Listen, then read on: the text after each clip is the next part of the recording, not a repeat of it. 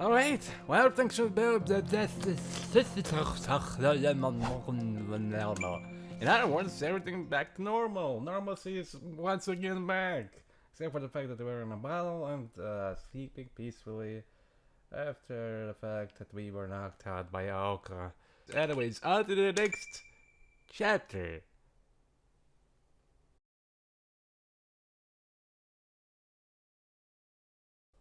Chapter 6, like a dog, he was still in a deep sleep. Yeah.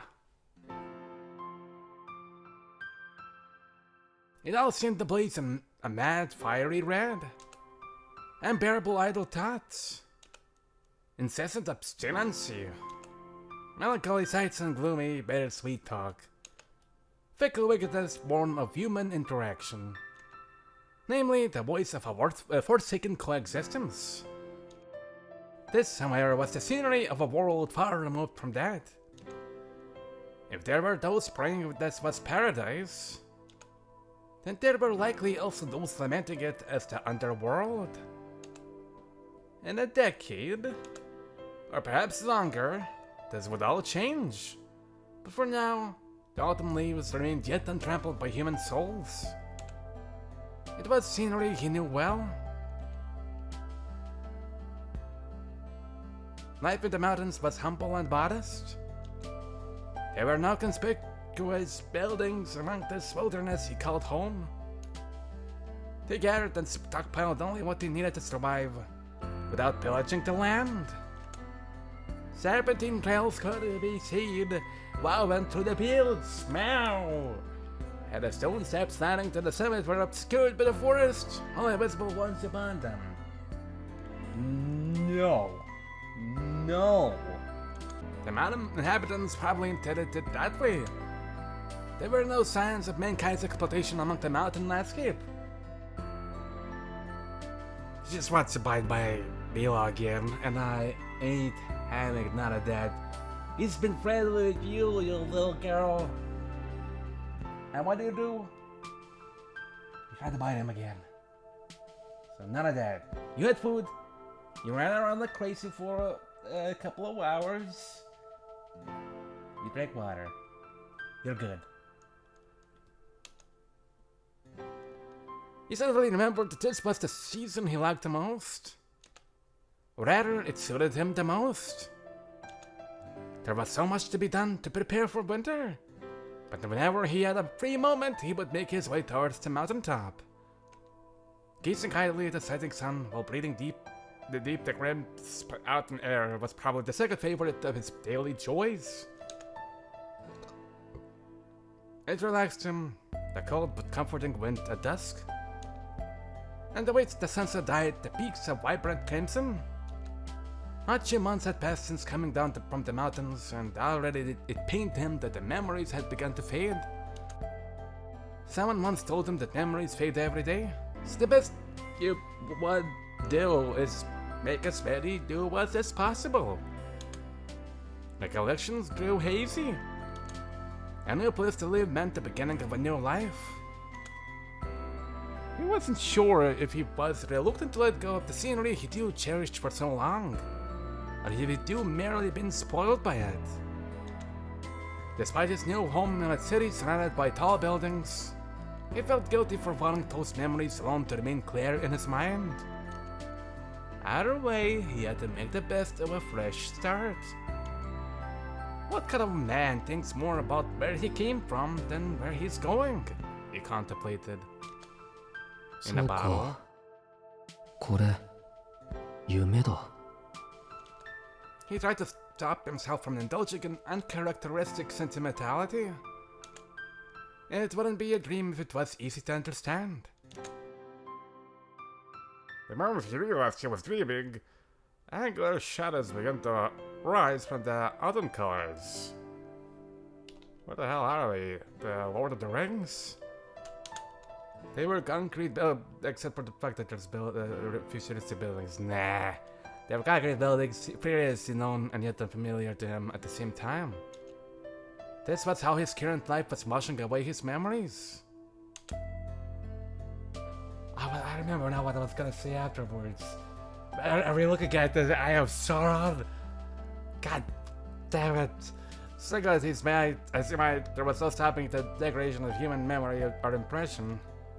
It was merely a fact of life. By nature, humans lived in the present or the past. Eventually, even his most cherished memories would be swallowed up the buildings. It was neither cruel nor heartless. If they were sure to disappear, then for now he would content himself with dreaming about the memories he could clearly recall. Whether in the mountains or the city, the days flew by. Yesterday's scenery was not the same as today's. And as such, she had given him no time to live. That is no Eye of Sauron. That is an angry tenderly. This nostalgia was beautiful, but that made it fleeting. 土産入道じゃないんだぞ、青崎。Jesus Christ, pen interest, what the hell? Hello, Mianaru. A faint dizziness made him close his eyes. Mianaru? Mianaru! But outside, the madness landscape vanished, but in its place, a familiar voice could be heard. It was a booming voice that seemed to shake not only the mountainside he stood upon, but the entire mountain as well. And of course, Aoko Aozaki reappeared, towering in the distance. He must have been tired, he thought, diagnosing himself while trying to make out what she was saying. Fearing the vertigo would return if he reopened his eyes, he decided to keep them closed. It sounded like she was arguing with someone, though that tone was all he could make out. It wasn't violent, but sounded aggressive. Maybe she was picking a fight with another mountain across the way. He wouldn't put it past her. After all, she was a troublemaker who blew up the moon. He couldn't quite grasp the conversation. Why am I upside down? Though somehow, vaguely, he had the sense that his human rights were being largely ignored. It was deeply unsettling, even for a dream. After several minutes, it seemed that the high-impact argument ended in Aoko's victory. Yay! Then suddenly, the boisterous voice faded. Praying everything would be back to normal, he opened his eyes.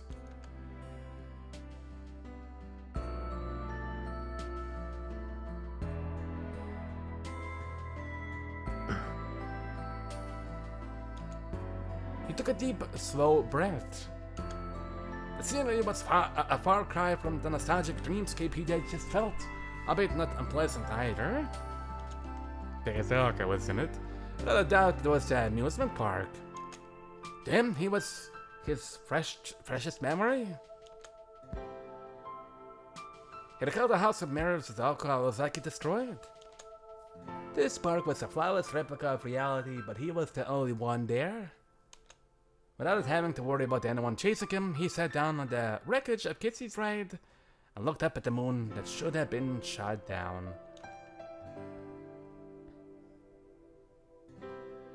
The winter moon shone white like a jewel. It was layered over the figure of the girl who tried to kill him. If a mage was a witch, then she definitely fit the bill. I don't mind being killed. Such an absurd thing to say, but it spilled out of him so naturally. いや、でも。 Well, maybe I do have some regrets about saying that. That had nothing to do with witches or magecraft. Ooh, I like the colors of the moon now. There was an echo in the depths of his heart. If she had not spoken those words, then he would not have responded as he did. In that moment, what had Aoko Aozaki said to him? As he tried to remember, his deep slumber drew to an end. And with it, his chance to find the answers he so wished he could find.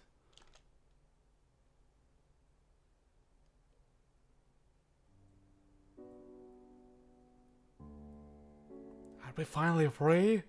Then, Sojourner woke up in an unfamiliar room, gasping.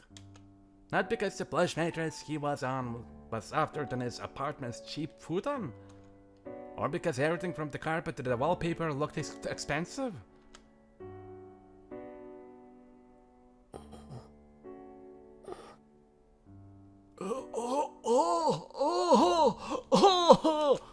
Bewildered, he tried to catch his breath. She was the cause of his surprise.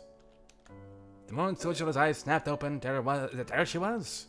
The girl dressed in black, sitting at his bedside. The silence was deafening.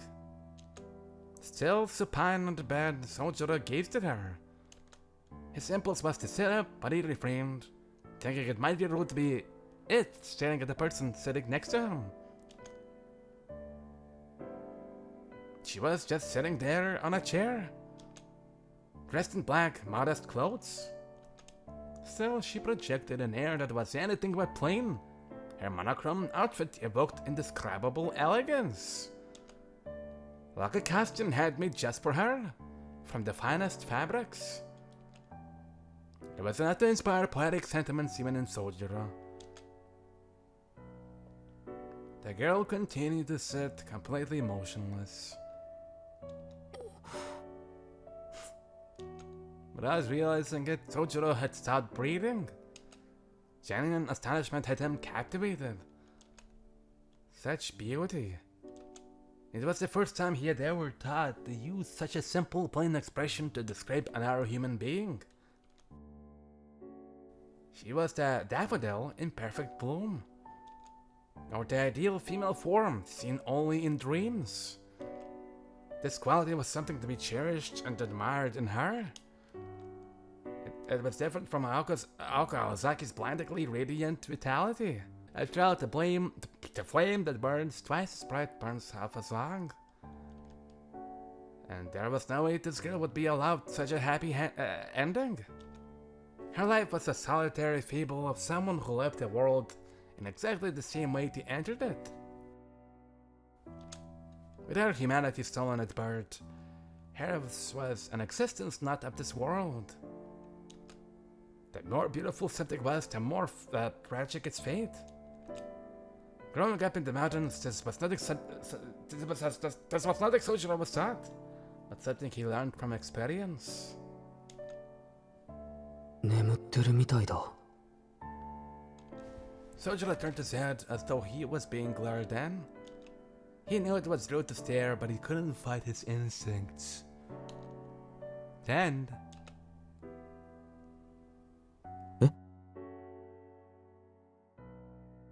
This time his heart actually skipped a beat. She was not asleep at all. Expressionless, she was merely watching over him while he recovered.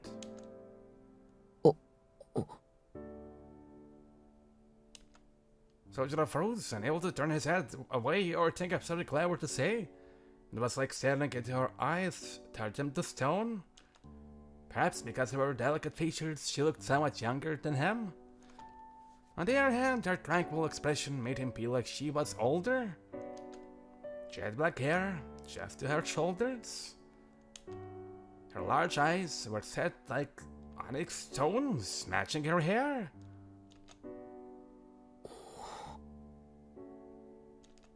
The word of emotion her gaze stayed fixed on Sojourner. Even after their eyes met, she did not turn away.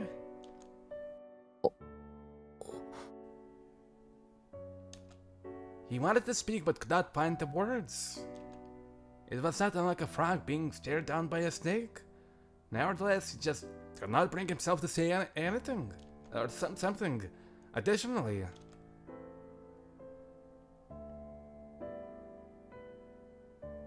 No matter how carefree Sojourner might have been, he was painfully aware that this girl was as powerful as Aoko. Less talkative, to be sure, but still powerful. Objectively, this scene was not unlike that of someone nursing a bedridden stranger. He had no idea what she may have been talking about, but it seemed to him this harsh silence might last forever. All he could say for sure was that the quiet appear to be to bother her in the slightest. It was like some bizarre form of punishment. これが青崎の仕込みなら手が込みすぎる。 He thought, keeping his eyes on the girl. He felt like the moment he turned his head or blinked, she might stab him in the chest with a hidden blade. And not because his imagination was running away with him. In a stiffing silence, it was only natural that Soujuurou would think back what had happened at the amusement park, and it made him uneasy. But stronger than any anxiety was his fascination with the girl. Her slender frame and milky white skin. The chill of her guarded stare, the warmth of her lingering femininity, the meowing of a certain cat. It was a mixture of those two latter qualities, and that was almost magical. He stared at her for so long, he began to get the feeling that he had met somewhere before. Sometime before the conflict at Kitsuland. He could not quite put his finger on it, but he was so sure he had seen her previously. その今更だけど His voice shattered the frozen silence in the room. He almost felt sorry for making noise as he spoke out to her. But he could not very well just sit and stare at each other forever. Though he might have been the only one thinking they were staring. And perhaps she thought they were glaring at each other. ここはどこで君は誰だかわかるかな She narrowed her eyes slightly, though apparently not out of offense. There was no response. Just as he was thinking it would have been better to keep quiet, she quietly raised her hand. これ、あなたのでしょ? What? Her voice was cold but melodic. Did you take out my heart while I was asleep? A white piece of cloth was wrapped in her fingers. There was no need to tell him what it was. He was conscious enough to recognize his own possessions. Soujuurou sat speechless as she tossed it to him. Picking it up, he wrapped it around his neck. Hey, you didn't sew his neck before he put that thing on. How dare you, Gabe? 青子はそれを知っているの? What is that? He looked away in response to our blunt question. Distracted by something unrelated? Did she unwrap her neck clothing out of curiosity? Especially since she's asking if Aoko knows that. She called Aoko Aozaki by her given name. Had her through some thoughts one and she unwrapped the guy. That way, oh boy. Which led him to believe that the mountain Aoko had argued with in his dream was actually the girl beside him. さあどうだろ As sincerely as he could, he answered without presumption. There are things that should be known and things that needed not be. There are also things that should be told and other things that must not be. Soujuurou was not exactly sure what that she was referring to. However, うでもその方がいいとは思うよ he smiled slightly at her question. Perhaps impressed by his response, the overwhelming pressure in the room dissipated noticeably. Or maybe she had been more nervous than he was the entire time. Projecting the image this room was her domain a tad too strongly.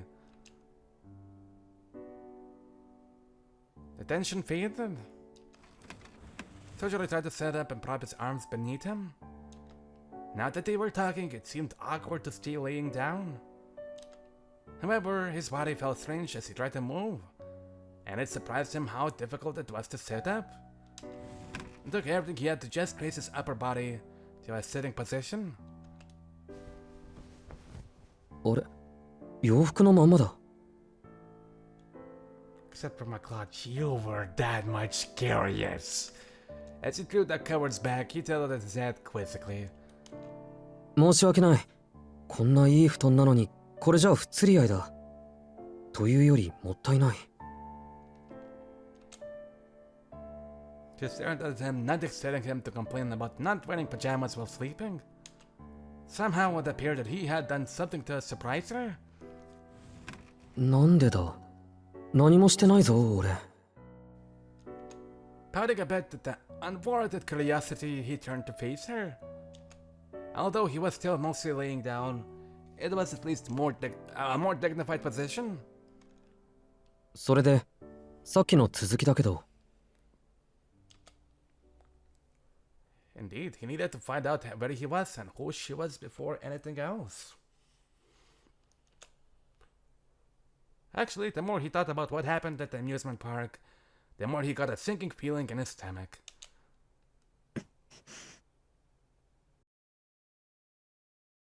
You do not ask a girl's weight. You do not ask if she farted by accident. And you certainly do not ask what happened at the amusement park, buddy. Beth finally getting through to her, she calmly moved her arm from behind her back when... Was she gonna pull the knife out of her pocket? Once again, they suddenly locked eyes. Thump, thump, thump. There was a startling sound of rapidly approaching footsteps. They both had a pretty good idea of who it was. Alice, 約束! You promised to show his neck to me as well. God damn it. Just as expected. Aoko Aozaki burst through the door with a thunderous roar.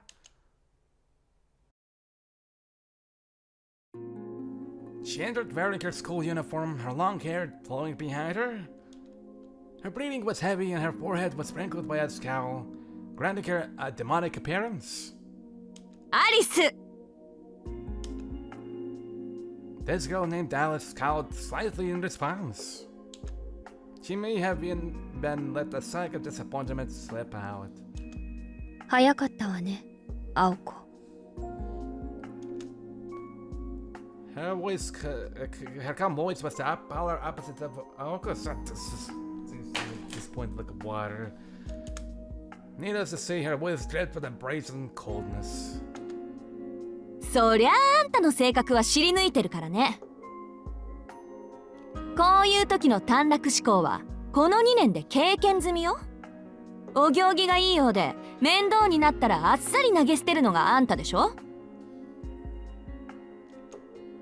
いやね、人聞きの悪い。Effortlessly, she brushed aside Aoko's jab. In doing so, Soujuurou had a distinct impression that she no longer even realized he wasn't her own. はっ、それで今日まで何度煮え湯を飲まされたことか。青子に譲ると言ったけど、よく考えると面倒だから私の方で処理しておいたわ。なんて言い訳、もう聞き飽きたっつーの。短気なのはそっちの自由だけど、それなら後の始末は相方に任せるのが最低限の筋ってもんじゃないの？そうね。そうでなければ共闘している意味がないわ。まあ、今後の方針を勝手に決めた人のセリフじゃないとは思うけど。それもきっちり型をつけたでしょ？いい？勝ったのは私たちよ。逃げ切れば見逃してあげるって言ったのは誰？言動には責任を持ちなさい、アリス。それとも何？もしかして一番気に食わないのはそのあたりの理由なわけ？ Alice frowned slightly and fell silent. Her housemaid seemed to have struck a nerve that Alice herself did not know was there. とにかく Instead of being angry, she just questioned them. こいつの扱いはちゃんと目が覚めて本人の意思でどうするか決めるまで保留ってことで合意したでしょ？人の留守中に出し抜くのはやめてよね。それ、青子、学校はどうしたの？まだ正午になったばかりなのに。アリスのとこが今日で終わりって思い出して家庭の事情ってことで早退したのよ。期末試験前だってのに、ほんと何やってんだか。Aoko grumbled more to herself than anyone else in the room. Then she locked eyes with Alice. Her more accurately glared daggers at each other. The room had become tense once again, and it felt like a fight could break out at any moment. But now a way to escape, and Soujuurou had no choice but to sit and watch. But then, the electric silence that seemed like it would last forever suddenly broke about a minute later. Apparently, this sort of flash was an everyday occurrence. 私は今に行っているから。彼に事情を説明してあげて。Alice stood up from the chair and made for the door. Watching her go, Soujuurou cocked his head. In her hand was what could only be described as... 果物ナイフ。 Yes. He had no other words to describe the tool she was clutching. アリス、あえて聞くけど、その手に持ってるの何？ Aoko asked Alice as she walked past. 探検ね。どう見ても。Alice answered expressionlessly before brusquely walking out of the room. お Oh ho ho. Soujuurou thought it best not to think too deeply about the scene he had just witnessed. Yeah.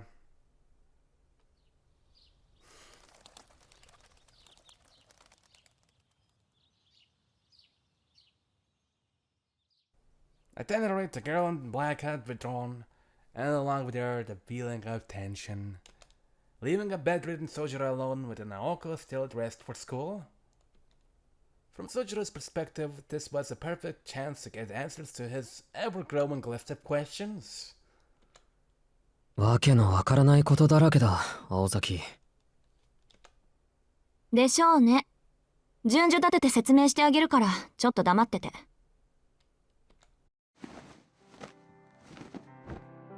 顔の麻痺も取れてるし、呼吸も再開っと。これならもう安心かな。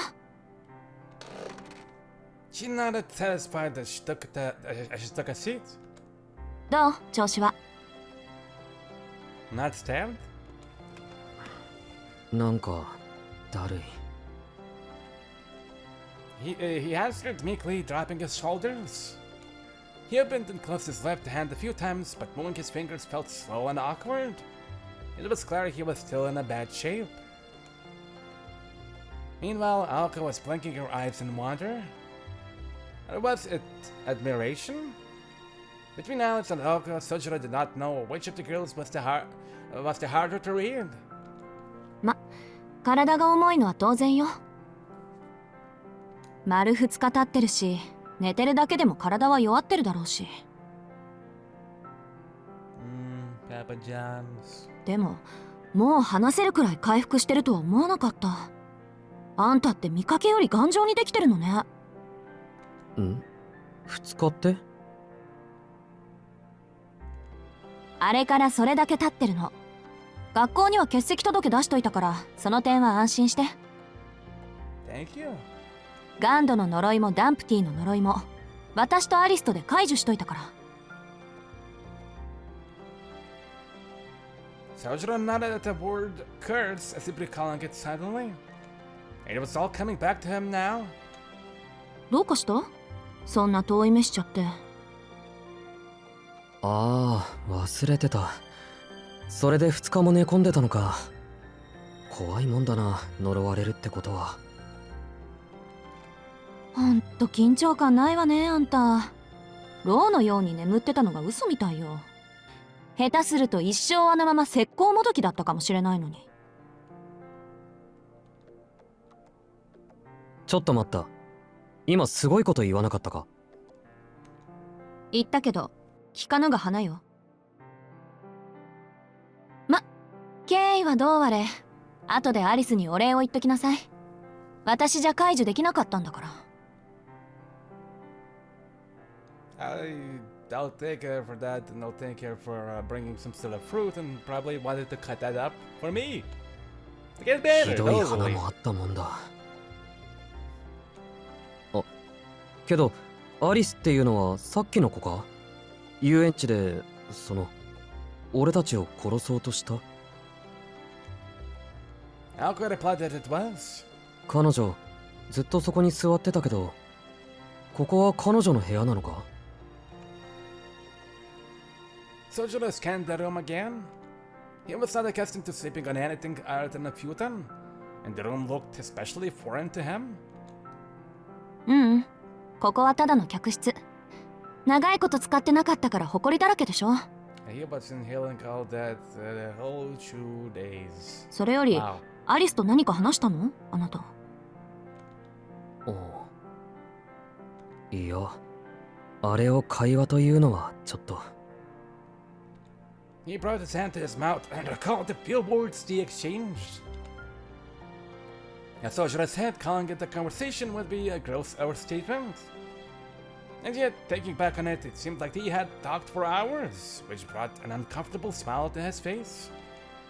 とはいえ、緊張は解けたと思うよ。青崎がやってくるのがもう少し遅かったらよかったのに。Aoko narrowed her eyes at its innocent slip of the tongue. She knew Soujuurou did not mean to treat her like a nuisance, but nevertheless, she wanted her to take the full brunt of the words said to her face.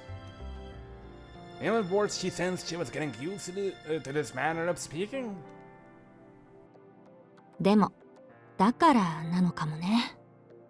相変わらず首の皮一枚の人生を送ってるわ、あなたって。Well, he probably fought a bear for all we know. He tilted his head, clearly confused.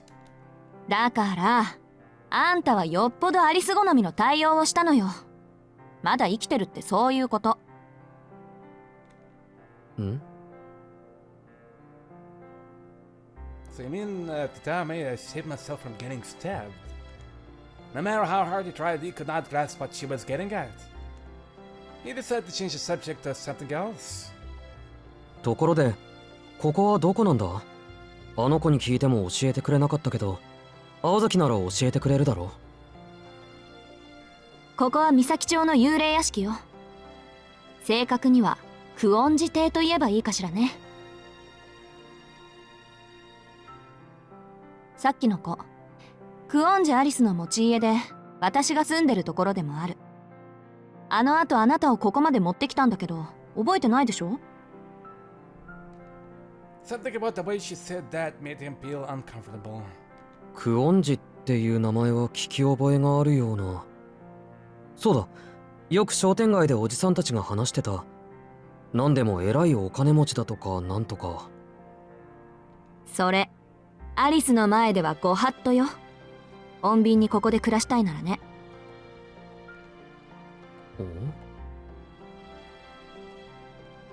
Confused yet again, Soujuurou tilted his head for what seemed like the 100th time that day. What happened to you when you brought it up to her, though? Once again, he had heard something to make him feel uneasy. 青崎、 The face of bad 君今なんて言 memories. った？しずきくん、私ね、あからさまな嘘を言う人と同じことを何度も言わせる人と察しの悪い人には容赦しないから。そのあたり覚えておいてね。ここで平穏に暮らしたいなら。 With her best smile, Aoko made her threatening proclamation. Needless to say, it caught Soujuurou completely off guard. 気のせいならいいんだけど、君の言葉には俺がここに住むような響きが感じられる。He shot her an honest stare of disapproval. It was the best resistance he could muster, but it was not in the slightest effective against Aoko's overpowering, ruthless glare. あなた、自分の立場は分かってる？He considered her words carefully.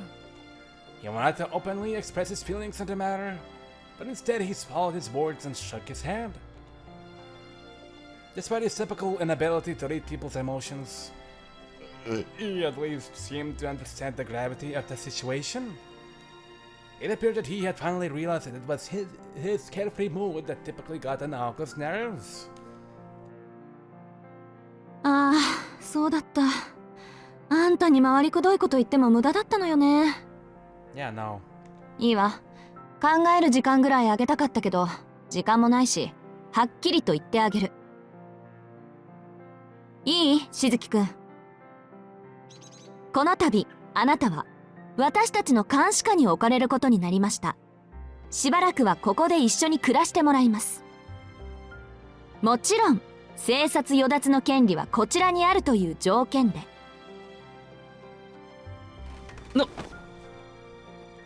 The blatant tyranny in our voice caused him to sputter? You wish that she would stop smiling, an attempt to make it seem any less outrageous. 一緒に住むって青崎とか？ It was not the faint expectation of living under the same roof with Aoko that had him flustered. Rather, he was genuinely concerned about his own safety. Regardless of how good-natured she was, it seemed he finally had come to grips with the fact that he just escaped death. とんでもない。冬眠前の熊と一緒に暖を取るようなもんだ。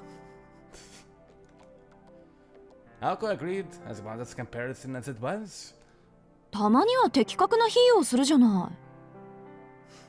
あなたの言う通り、下手なことをしたり決まりを破ったりしたら、今度こそ息の根止めるからね。それと、ここに住んでるのは私とアリスの2人だけよ。あの子、私なんかより数倍常識ないから、気をつけないと死んじゃうぞ。Aoko was 100% serious. It was her sincerity that made it all the more believable. いや。Obviously, there was no way the victim Soujuurou could accept these terms. 待ってくれ。俺にはちっとも青崎がわからない。監視するって言うけど、なんでそんな話になってるんだ？考えられる範囲、悪いこととかしてないし、そもそも俺を見張っても得なことなんて一個もないし、青崎はいろいろ間違ってる。Why brought this thing like a little child? Then again. いや、それとも魔術師っていうのはみんな青崎みたいなのか。Let's see things. Well, quite a few things by accident, except for the whole park shenanigans. So makes sense for all his complaining. Arrogant and selfish were the words that the harmless boy's gaze seemed to imply. Aoko felt a headache coming on. To his innate, easygoing persona, Soujuurou had not thought to question that Aoko being the mage was out of the ordinary. だからあんたがそういう風に誰はばかることなく私たちのことを言いふらさないかを見張ってんじゃない、この常識なし。 Aoko flew out of her chair. She had been doing her best to keep her cool, but it seemed their well of patience had finally run dry. With this Aoko snapped, Soujuurou clasped his hands together. そうか。青崎が俺を殺そうとしたのは魔術師であることを隠さなくちゃいけないからだったっけ？ Yes. うん、それならわかる。監視するのは青崎の秘密のことで、俺の命云々はおまけみたいなものか。そりゃ本質的に言えばそうだけど、身も蓋もないわね、その言い方。 It's the reality, though.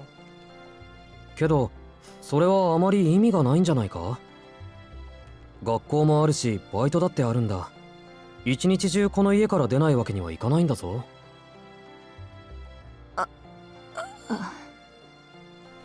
In an instant, Soujuurou's objectivity had her stumped, leaving her at a loss for words. He honestly had no idea what position he was in. To believe that he had any sort of freedom at this point was shocking, to say the least. いや、落ち着け私。話が早くなってある意味助かるし。Aoko somehow managed to compose herself. As a matter of fact, she never had any intention of imprisoning him. Stripping him of his freedom and incarcerating him would go against their agreement anyway.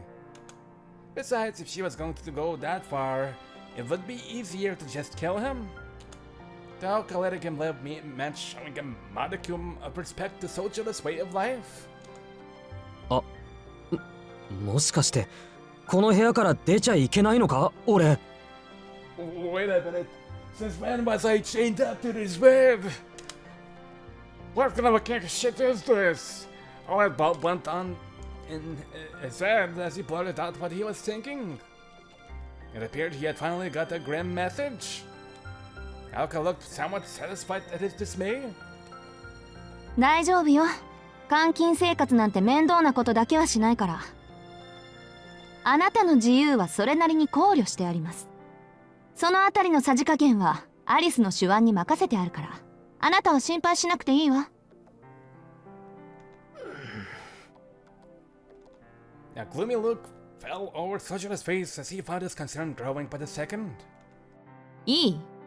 あなたの処遇はこの家に住むことを前提にした監視で、それも解決策が見つかるまでの期間限定。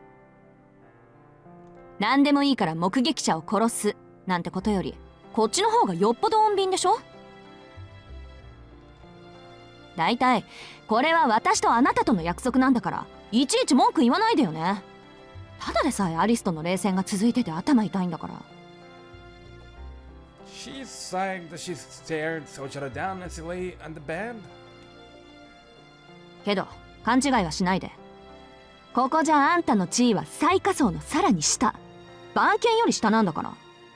あんたの生殺与奪はあの夜から私が握ってるんだから。あんたは私に所有されてるようなもんなの。 Might as well put me on a leash. Sheesh. さ、これで自分の立場分かった？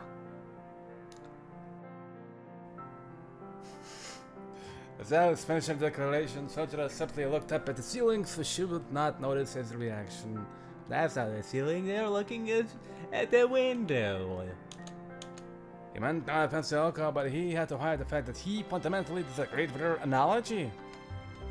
In Soujuurou's opinion, it was disrespectful to both dogs and humans to call him lower than a dog. A more accurate analogy of their power dynamic would be that of a rabbit and a wild boar. That's why he chose not to voice this opinion. Okay.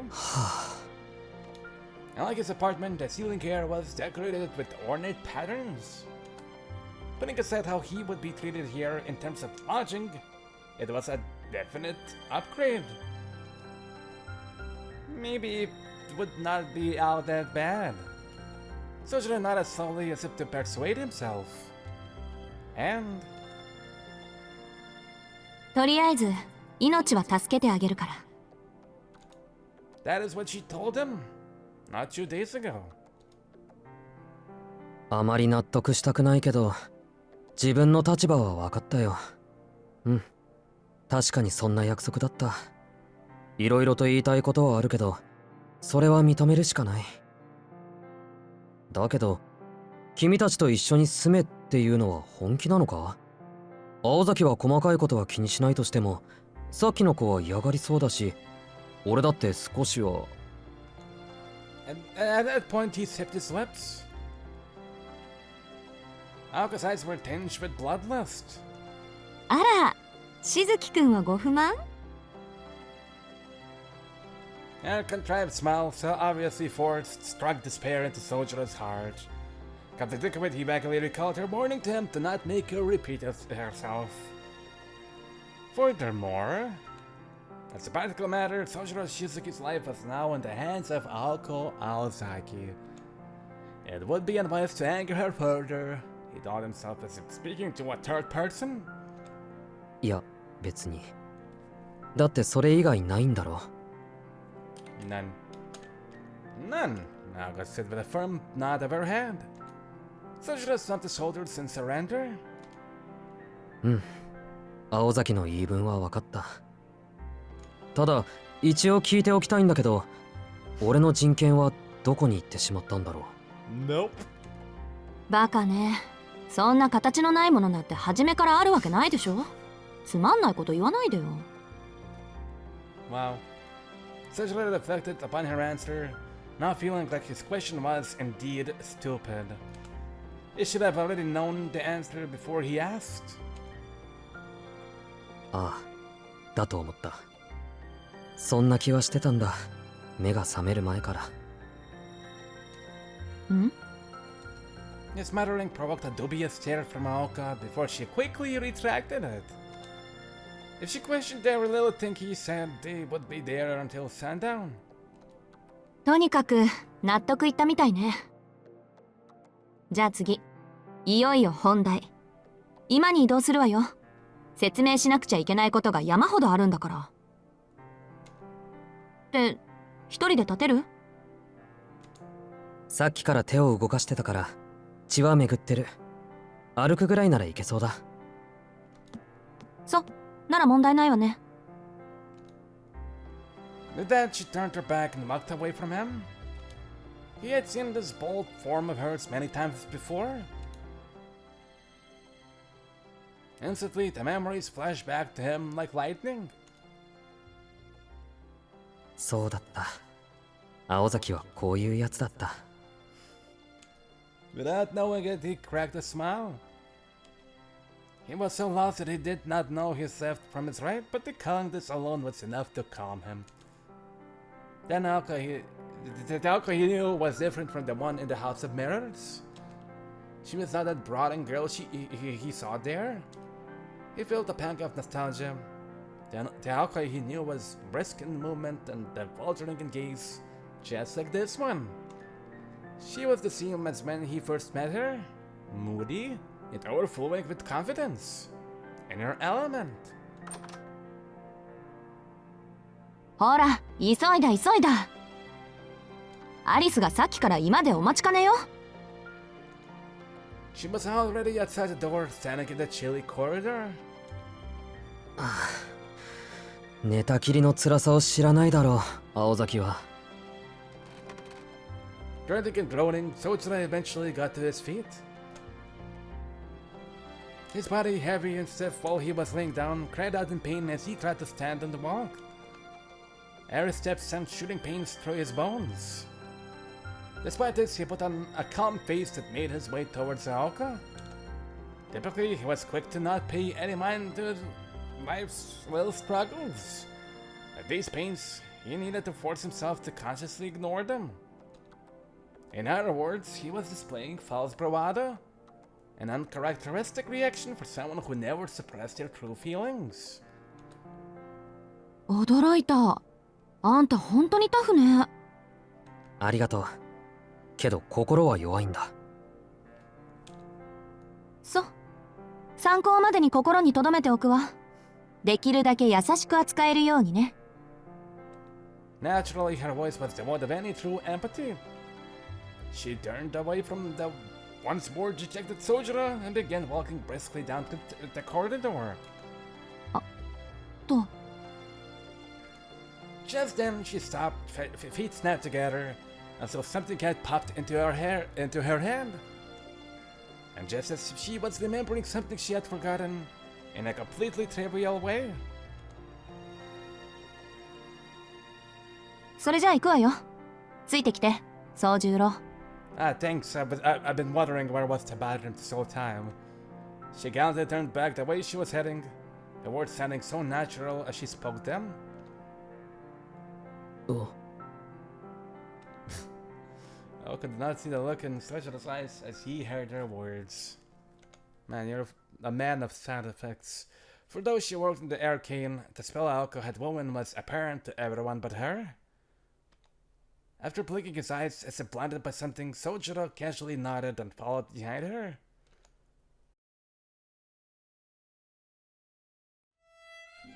The sheer size of the interior was daunting. The 3 floors of this mansion contained more rooms than Soujurou's entire apartment building. Except their size was excessive. Here, the mansion's rooms seemed too numerous for so few inhabitants. Its lavish carpeted house cold and dreary. The guest room that Soujuurou had been sleeping in was on the 2nd floor of the east wing. A staircase leading down to the 1st floor was at the end of the corridor, at the center of the mansion. Better sunlight beamed through the windows, which only made the empty corridor appear even lonelier. Oh my, how unfortunate. Oh my, flashbang. Thanks. The center of the mansion was topped by a vaulted skylight overlooking the first floor. The staircase connecting the first and second floors lined its walls. Another staircase at the other end of the second floor corridor presumably lit an attic or storeroom of sorts on the third floor. Paying no mind to Soujuurou skulking, Aoko descended the stairs with familiar steps. The foyer was a place of white and wood grain. Its hardwood floors shone brightly under the sunlight coming in from the ceiling. And the tall, white walls were spotless and brawny. There was a staircase leading to the second floor, and a long unused fireplace. A neglected telephone set on a table, opposite the solemn grandfather clock. It was more like an old castle than a mansion.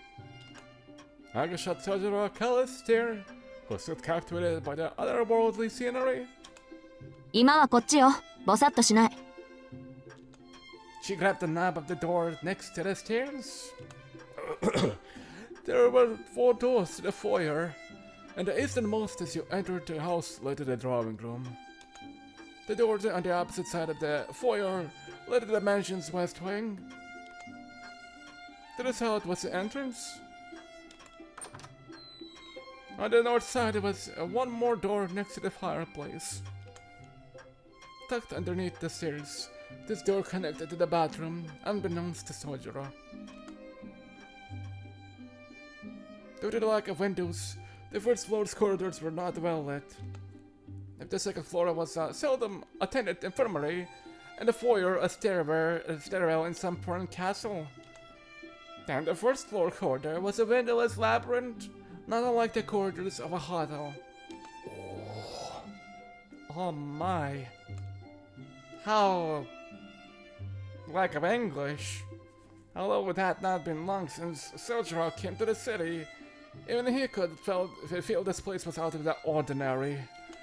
Seeing as how he was going to be stuck here for the foreseeable future, he found it hard to get excited about living in a haunted house. そこが今で、奥が厨房ね。簡単な料理ぐらいはできるようになってるから。今の隣にはサンルームがあるんだけど、ここが食卓の代わり。って、そんなの後でいっか。Aoko said, reaching for a door along the dim corridor. However, she paused before turning the knob. She flashed Soujuurou a meaningful glance, which she quickly withdrew. Then, without further ado, she opened the door. お待たせ。承諾したわよ、あいつ。She said to Alice as she entered the drawing room. After hesitating for a moment, Soujuurou entered after her. Compared to the corridor, the drawing room was unexpectedly modern. The carpeted floor, leather sofas, and a large 20-inch television were more what Soujuurou had come to expect in a normal home. In this family-oriented room, a girl far removed from set settings sat quietly on the sofa. Aoko sat on the sofa across from the girl in all black. This gives Soujuurou 2 seating options. Next to Aoko Aozaki, or next to Alice Kuonji, or next to nobody, because now nobody exists on 2 sofas. Wow, I get 2 free seats! After about 2 seconds of deliberation, he decided to stand by the wall, as neither option appealed. Aoko and Alice were facing each other across the coffee table. The clean, perfectly level table somehow added to the austere atmosphere. 当事者も認めたことだし、これで何の問題もないわね、アリス。Alice gave one deep nod in response to her non-question. From his position against the wall, they looked as though they were clearing up some niggling grievance. Soujuurou got the feeling that the two did not entirely see eye to eye concerning what to do with him. そうね。原因も究明しないといけないし。She got to sideways look at Soujuurou with those darkly shaded eyes of hers. Her voice shared the same cold indifference, making it abundantly clear that she had no intention of accepting him as a housemate. け Okay? れどあなたはそれでいいの？ Maybe she's the real tsundere in this whole visual novel all along, not the Aoko. 遊園地でのことを忘れてはいないでしょ？ Alice's voice was a mixture of judgment and scrutiny. Well, you can't do the same shit in this house, so what else could you do? What else kind of shit can you do in here? Oh, wait, a lot, probably. She was aware that from an outsider's perspective, she and Aoko appeared dangerous. She wanted to know if Soujuurou was up to the challenge of living with such people. そりゃ夢だと思い込みたいけど、ちゃんと覚えてるし、できるだけ無事に済ませるにはこれが一番無難そうだ。But well, Alice, it was the only way they would let him live. Alice responded pathetically with a non-committal murmur. She silently placed a small object on the table with a clink. She pulled her pale fingers away from a small glass bottle. The glass, more pale blue than transparent, was enough to signify its high quality. I'll give it 10 pounds for that one. With a crane-like motion, she removed the stopper. Even though this was the first time he had seen such a thing, something about it made him uneasy. Was it that it made him sad, or... Aoko's standoffish behavior only added to his concern. Alice once again fixed her eyes on Soujuurou, who was bracing himself for the worst. The glint in her eyes was bewitching. Because she's a witch. Not a single emotion apparent on her face. She called his name. しずきくん。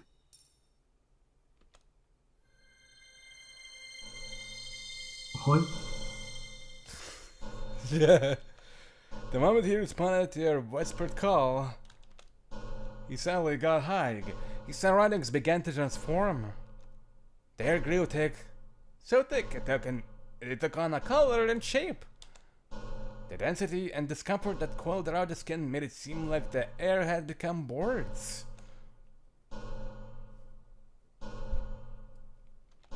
Opening his mouth to gasp for air, the words invaded his lungs. Instinctively, he covered his mouth with his right hand and clenched his chest with his left, both hands appearing clear as mud. Even the thickest of modern fogs never seized his senses like this. If he had to come up with an analogy, no words could quite describe it, but it was like he was standing in the pages of a newspaper. The first sense to adjust to this new sensation was his hearing. Then his breathing stabilized and the feeling of suffocation remained. There was nothing restraining him that he could see, but he felt an intense claustrophobia. Before he even felt shock at the sudden change, he reached out in an attempt to find an escape. But his outstretched hands found only emptiness. It seemed contradictory that a place with no walls and a wide view could feel so cramped. Spirited away in a dense fog. Back in the mountains, someone stop picking the ball, it's making me crazy. Back in the mountains, such superstitions were and it never seemed real to him until now. Why is he here? And then he finally noticed. A surprise to beat all surprises. The drawing room had not changed into another world at all. Oh, is it because I didn't choose who should I sit next to? Really, he knew this was happening because he could still see the room he was just in through the fog. As well as the two girls, Aoko Aozaki and Alice Kuonji, watching him closely. It was simply a problem of perspective. The floor was dark and perfectly flat. Looking up, there the two of them stood. The Two girls were like two impossibly gargantuan clouds, coldly looking down at them. Remembering the structure of the room and layout of the furniture, Soujurou's unsurpassed candor finally grasped his predicament. The parade at the amusement park had nothing on this. Somehow he was inside the glass wall that Alice Kuonji produced only moments ago. 図らずも Why is he in there?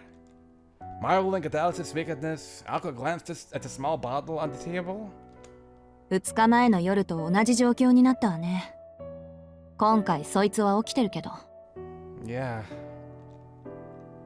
Aoko calmly mused. Alice, however, was not looking down at the bottle. Instead, her eyes were locked on Aoko. 意外ね。青子は怒ると思ってたのに。いや、私も似たようなこと考えてたから。少しは魔術ってもんを思い知らせておかないと困るでしょ。アリスがやってくれるなら止めはしないし、怒りもしないわ。ま、こっちが予定していたものより何倍もめちゃくちゃだけど。Aoko did not take her eyes off the bottle as she spoke. Although she did, the one who kept on tapping on the bottle, although she did her best to feign indifference towards Alice's magecraft, she could not completely hide her curiosity. The figure inside the bottle, likely having caught on to what was happening, tried various things like flailing its arms and sprinting around. The surface of the bottle was cloudy, so it was hard to make out exactly what was happening inside.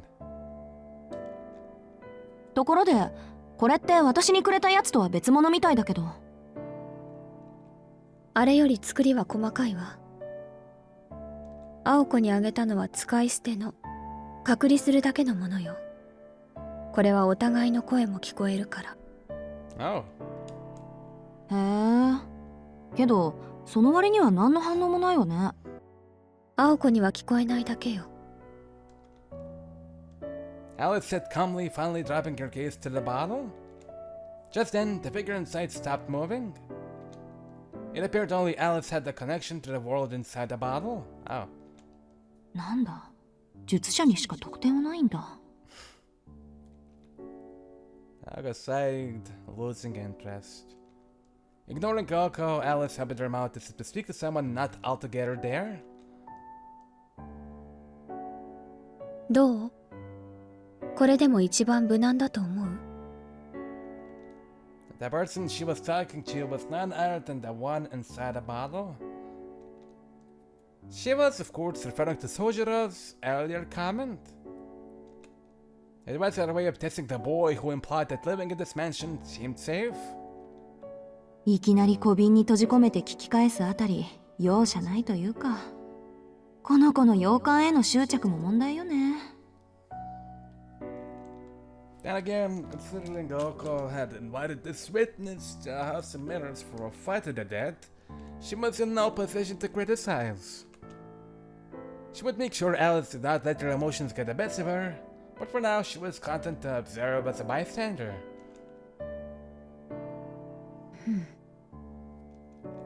After a moment, Alice's expression changed. She must have gotten an answer to her question.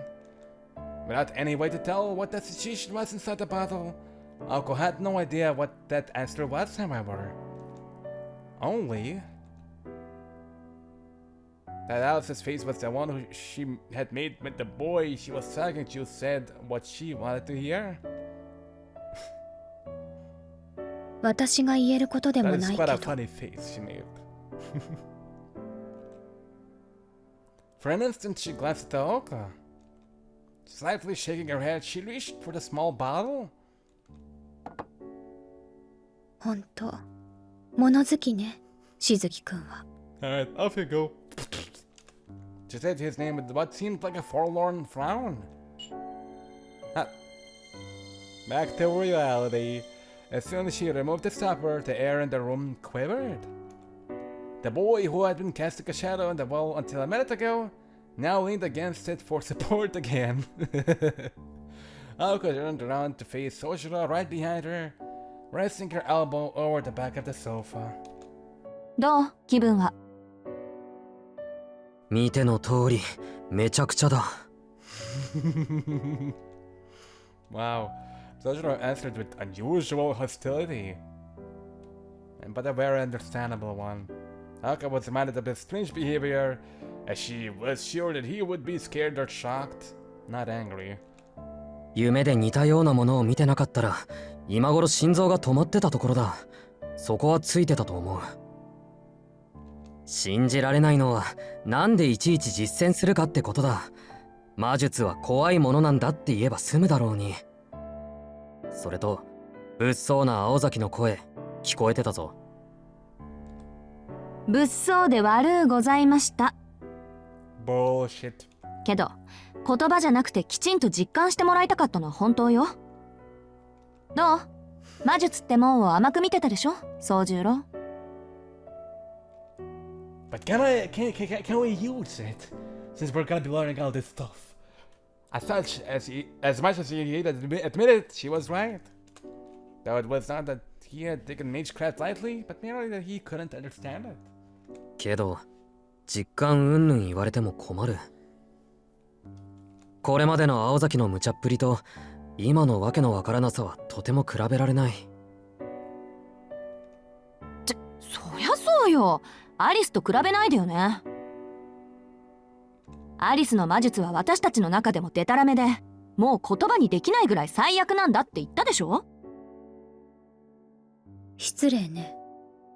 人命を脅かすという点なら青子の方がよっぽどひどいと思うけど、それよりあなた、本当に彼を殺す気はあったの？一体どんな追い詰め方をすれば青崎なら多分安全なんて言葉が返ってくるのかしらね。そんなのあんたに決まってるでしょ。こいつが何て言ったか知らないけど絶対意味違うから。こいつはね、そもそも何が危ないのかやけどするまで気づかないっていうか、やけどしてもよし死ななきゃ安いなんて本気で思っちゃう天然ボケなのね。え、そうでしょ宗十郎。え？ He had no idea why she was so suddenly shouting, but he nodded anyway just to be safe. The drawing room had become awfully noisy. Alice sat watching the shoe at a complete loss. So this is what I will be dealing with every day now. And so Soujuurou accepted his supervised life in the mansion, and that he would be living under the same roof as two professional mages. Having experienced firsthand how dangerous that life could get, he was finally at peace with the situation. うん。まあ、そういうことなら。Oh well. If it did not seem to like it, he had thought it through in his own way and come to a clear resolution. それじゃあやっと本題に入れるわね。監視するとは言ったけど、どうやって宗十郎を監視するのか、そもそもあなたを監視する原因になった魔術とは何なのか、そのあたりざざっと説明させてもらうわ。Perhaps she was brought up to listen closely to lectures about new information because Soujuurou suddenly looked attentive. Alice, on the other hand, kept her mouth shut in silent defiance. 最初に言っておくと、あんたをここに住まわせる期限は決まってるから。要はその期限まで誰にも私たちのことを喋らず、また勝手に死ななければ晴れて自由の身ってこと。ね、そうよね、アリス。そうね。私たちを怒らせなければそういう可能性もあるわね。よし、いきなり話が食い違ってる。Soujuurou said dropped like he knew what was coming. ちょっと黙ってて、アリス。あとあんたも黙ってろ。She scowled at the two of them, already at her wits' end. 話を続けるけど、Yes?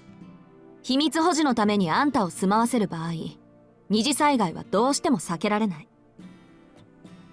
同じ家にいる以上、余計に秘密を見せることになるからね。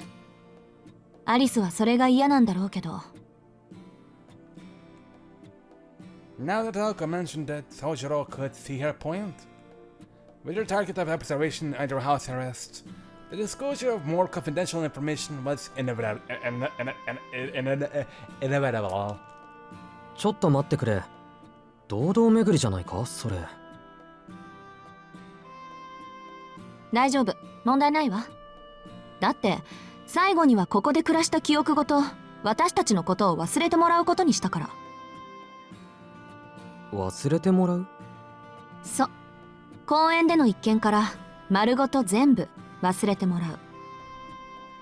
ルーンっていう魔術系統があるんだけどね、その中でサクッと記憶を忘れさせるものがあるのよ。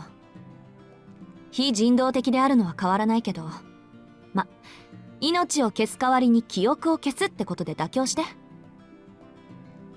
青崎、それは。 No. 悪いけど反論は却下で、肝心の忘却のルーンなんだけど、私もアリスも専門外だから文献を探して習得するのに時間がかかる。つまりそれが監視の期限ってわけ。私たちが忘却のルーンを見つけるまで命を担保に口を閉じていてもらうわ。アリスはそんなややこしいことはせずに五感全部壊してしまおうなんて言ってるけど。しずきくん、リビングスタチューとか嫌でしょ？ No. Soujuurou only understood about 80% of what Aoko had explained, and the last part about the living statue had gone straight over his head. He had tried his best to visualize what Aoko was going on about, but the only thing he could conjure in his mind was an image of the mascot creature Kitty. それは確かに嫌だな。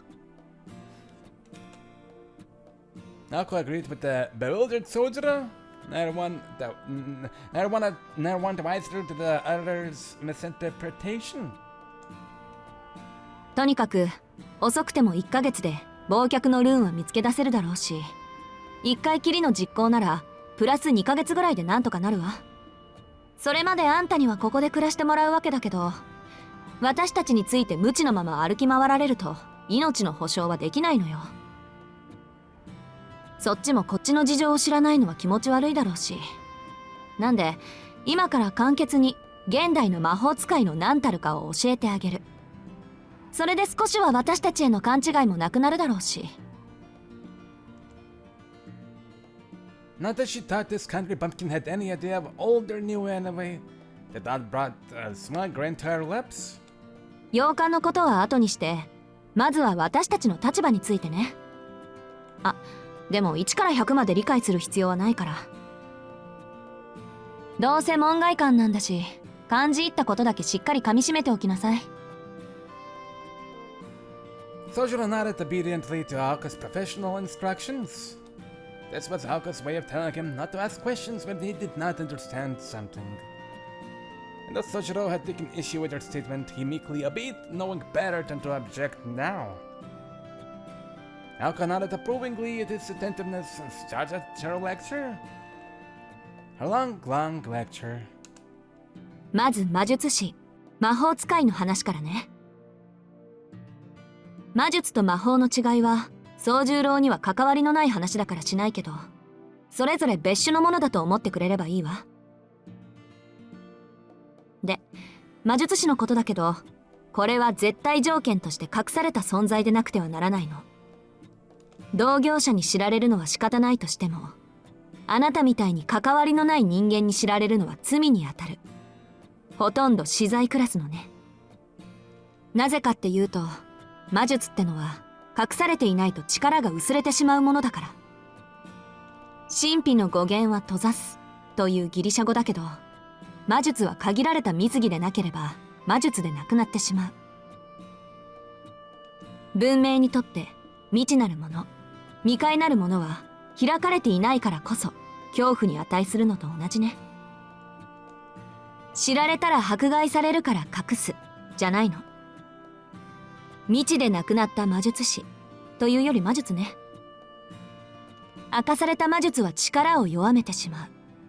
だから隠匿するのよ。何より私たちの未来のために。魔術の仕組みはよくわからないけど、とにかく自分だけの秘密でないと弱くなるってことか。じゃあ青崎も弱くなってるのか？俺が見ちゃったから。いいえ、別に。ここからはちょっと込み入った話でね。弱くなるっていうのはあくまで全体。それも随分と未来の話。個人単位では関係のない話よ。汝隠匿すべしって不分律は、この大元の仕組みが形骸化していつの間にか絶対のルールになっているだけなの。文明社会の法律と一緒よ。犯罪、不道徳を罰するのは人間的であろうとする意識の高さと、それとは全く別の全体の仕組みを守るための構造的な結論でしょ。犯罪が罰せられるのは野放しにしたらせっかく築いた社会がうまく機能しなくなるから。で、私たちにとって犯罪にあたるのは神秘の一般化、低俗化であって、不道徳とか殺人とかはまあそれぞれの良心次第ってことで、基本的に罪にもならない。そんなろくでもない連中にルールを敷いたのが魔術協会っていう集まり、組合みたいなものよ。魔術を不朽の神秘とせよというのは、魔術を魔術として永続させるために敷いたルールに過ぎないわ。けどその原則は絶対でさ、これを破った者は魔術世界にはいられなくなる。いえ、実際問題として生きていくのが困難になる。私たちは私たちの魔術師としての命、そういうのを守るために目撃者であるあんたを消さなくちゃいけなかった。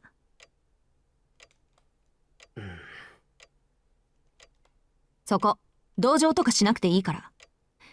私たちの事情を知ったぐらいで遊園地のことを帳消しにしないでよ。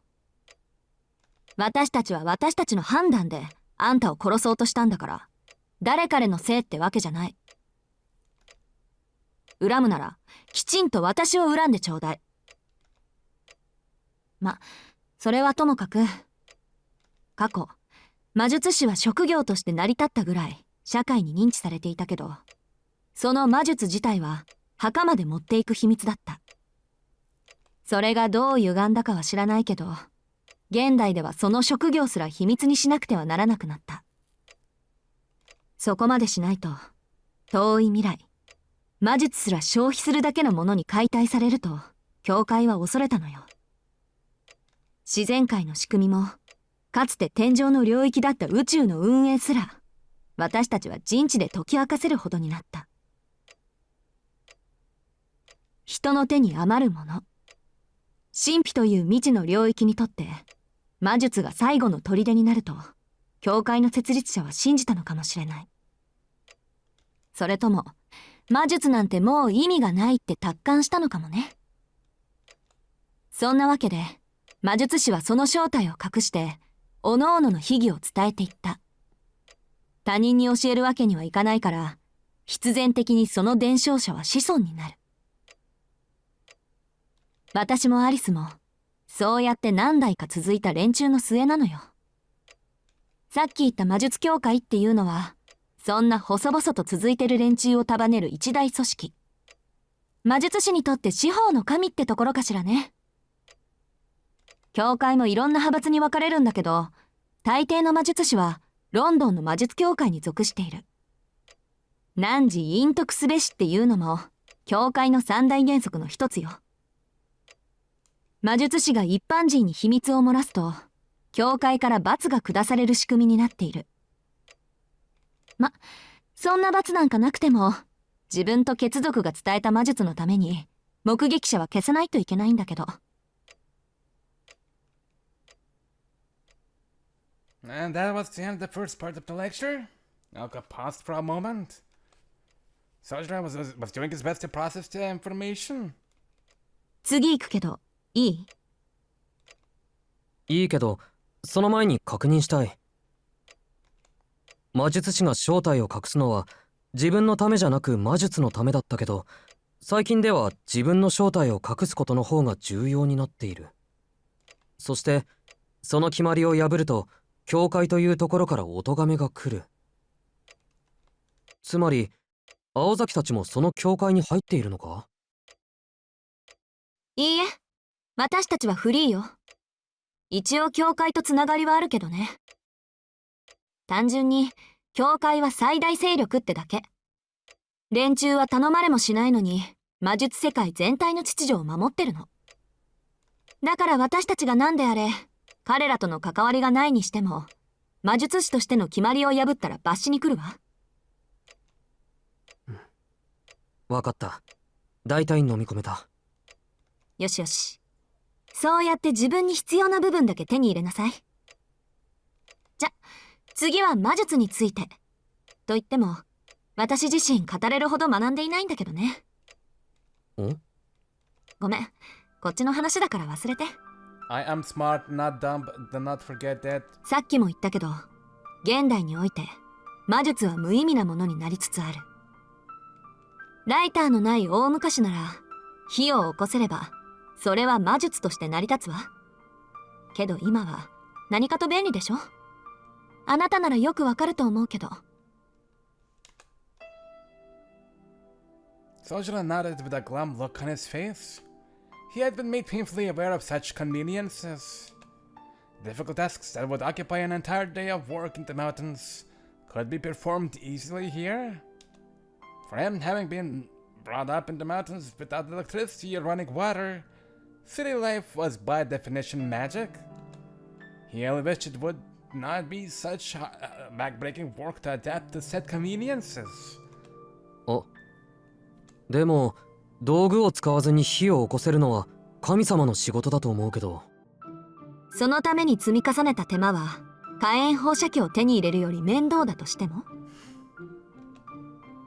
Soujuurou wasn't sure how to answer Aoko. It would have been easy for him to ask Aoko how much accumulated effort she thought it had taken humans to imitate those gods. But he knew it would come across as an insult. さっきのを見る限り魔術ってのは何でもできると思ったけど、それは誤解なのか。He glanced at the glass bottle on the table. Mentally, he sighed in relief. He still had not come to terms with the fact that he had been trapped inside that tiny thing. However... あら、それこそ誤解よ。万能じゃなければ誰が魔術なんて学ぶと思ってるの？ I mean, how else could you legally pew-pew? Aoko puffed out her chest as she chided him, or should a gun. A laser gun to be exact. 手間暇かかるけど魔術にできないことはないわ。中にはできていないけどできているように見せるみたいな何らかのイカサマはあるけどね。この世界に生まれた以上その許容範囲でできないことなんてないの。そこで魔法が出てくるんだけど、それはまた改めて。私が言いたかったのは、魔術は奇跡を起こしているのではなくて、その過程が奇跡だってこと。結果が奇跡になるのは魔法の方なの。偉大な魔術師っていうのは、個人の魔術だけで旅客機飛ばしたりする人のこと。対して偉大な魔法使いっていうのは、今不可能なことを可能にする人のことよ。そういった意味じゃ、私たちは最後の魔法使いになるかもしれないけどね。脱線してるわよ、青子。Alice had been quietly listening until she muttered her rebuke. As Aoko had crossed the line. そこまで教える必要はないでしょう。しずきくんに教えるべきことは、私たちと暮らす上で危険になることだけじゃなかった？悪かったわ。ちょい口滑らせた。ともかく、魔術師っていうのは、暇さえあれば魔術の実験をしてる連中で、自分の家系が伝えてきた秘技を守るためなら鬼でも悪魔にでもなる。必然そのアジト工房って言うんだけど、工房も魔術的な機構が積み重なって要塞みたいになっちゃうのよ。秘技を守るために入ってきた相手を問答無用で叩きのめす仕掛けとか。この洋館もそういった工房と同じなの。不用心に歩き回ってさっきみたいなことになったら私でも助けてあげられないから、暗闇には気をつけなさい。気がついたら鏡の中にいるとか本気であるから。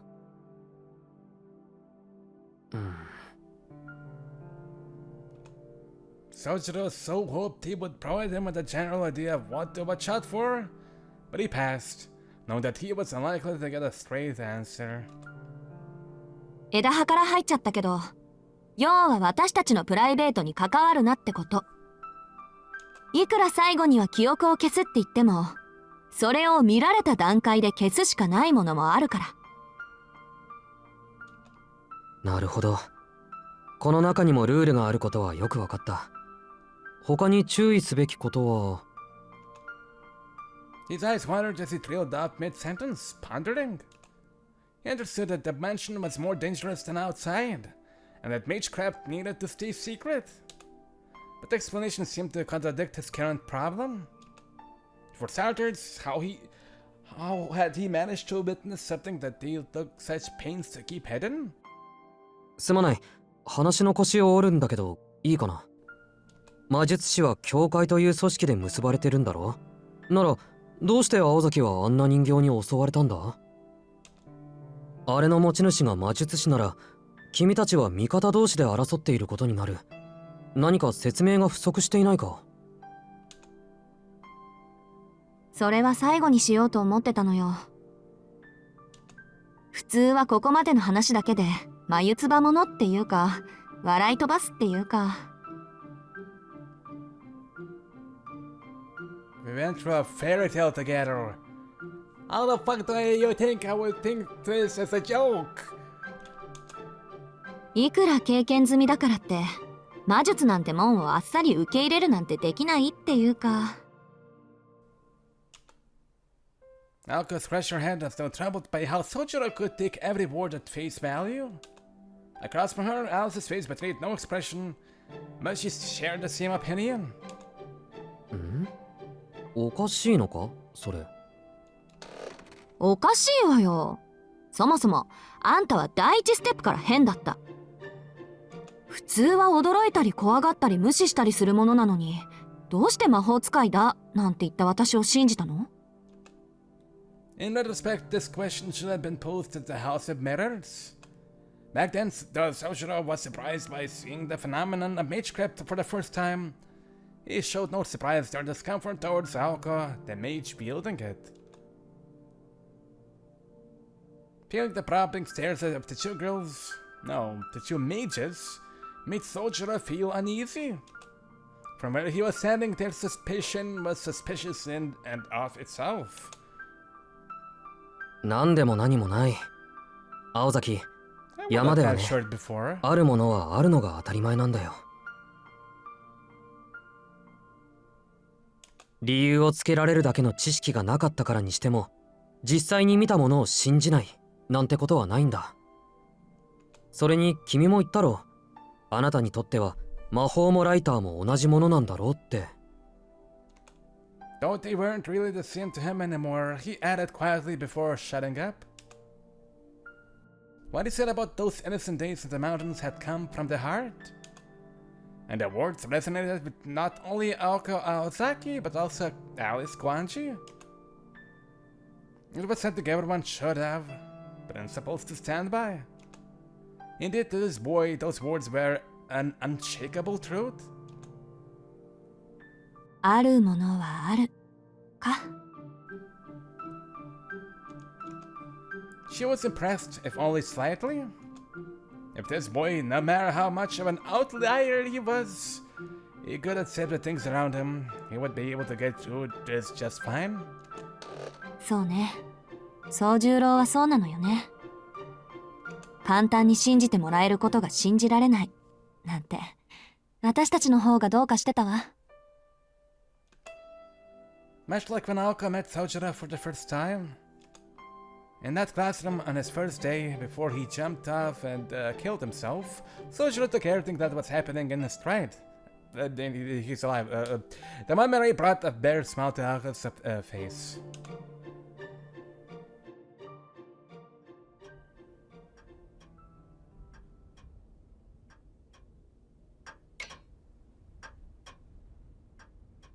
Ja, 気を取り直してっと。宗十郎の疑問だけどね。魔術師もいろいろあって、教会に属していない連中もいるの。こういった連中は教会の目を盗んでやりたい放題で、利益目的で他の魔術師に喧嘩を売ってくる。あの人形の持ち主もその類。そんな連中にとって、私たちは都合のいい格好のカモなのよ。私たちは教会と協定関係にあるだけで、門下ってわけじゃないから。私たちが殺されたところで、教会は助けてくれないしね。でも魔術師が魔術を使うのは禁じてるんだろ？それが公にならないのなら、教会は目をつむるわ。むしろバレなければ魔術師同士の争いを奨励してるぐらいよ。技術も使わないと錆びるってね。ま、私たちが襲われてるのはそれとは別の話で、単に土地を持ってるからなんだけど。土地ってこの家？まさか。この三崎市一帯の管理地の権利を持ってるのよ。私とアリスは。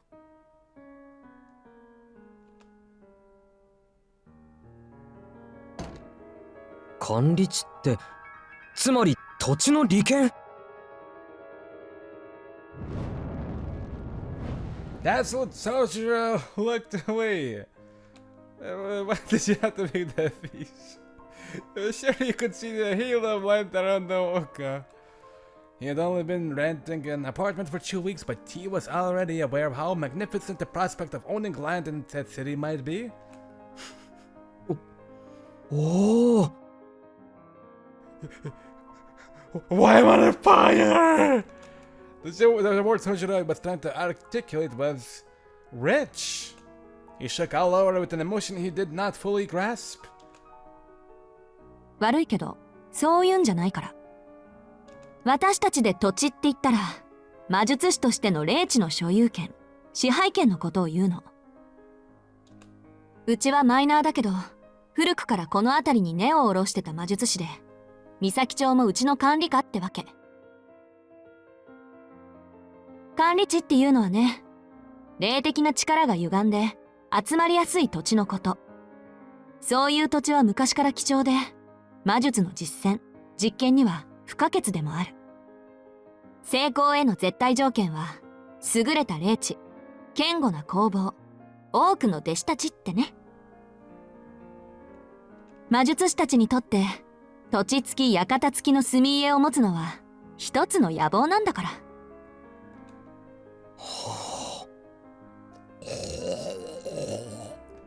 Soujuro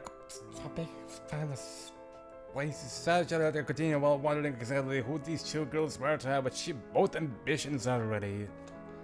でも、その管理地は大部分が教会に仕切られてて、もう余っている土地はないの。はぐれ魔術師や土地のない魔術師は、教会に毎月寄付金を納めて土地を借りるしかない。ま、手よく教会のお偉いさんたちに尽くす働き蜂ってところね。でも、ここの土地は何百年も前から青崎のものだから、教会とは関係がないの。ここまで言えばわかるでしょ？そういったフリーの連中からすれば、私たちの管理地はこの上ないごちそうなんだって。Soujuro nodded to himself, unsure whether to call the conversation mundane or outright disturbing. よくわかった。青崎たちは土地の奪い合いをしているんだな。そういうこと。ただ、岬の管理地はマイナーのさらにマイナーだから、やってくる挑戦者も三流ばっかりよ。今回の敵だってどっかの三流魔術師がここなら楽に奪えると思ってやってきたんだろうし、それもあんたの乱入で休戦してるんだけど。Albeit accidental one. 管理地の話はそれで十分よ、青子。しずきくんも他に魔術師がいると分かってくれたようだし、危険があるとすれば私たちの戦いに彼が巻き込まれる可能性だけど。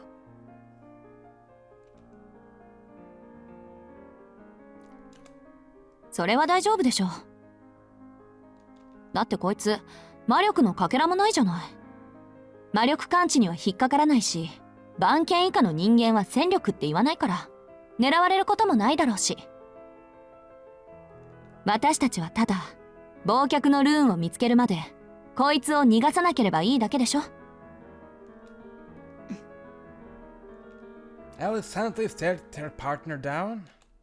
The ideas of involving Soujuurou differed greatly in both gravity and risk.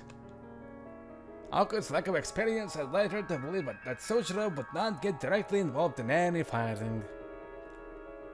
It was an honest and rational thought. Aoko despised wasted actions, so it was natural for her to expect the same frugality from her enemies. However, there were those in this world who could not tell right from wrong until it was too late.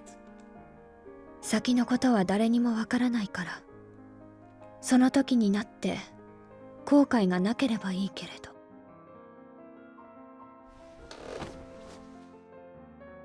With a gloomy sigh, Alice came to her feet.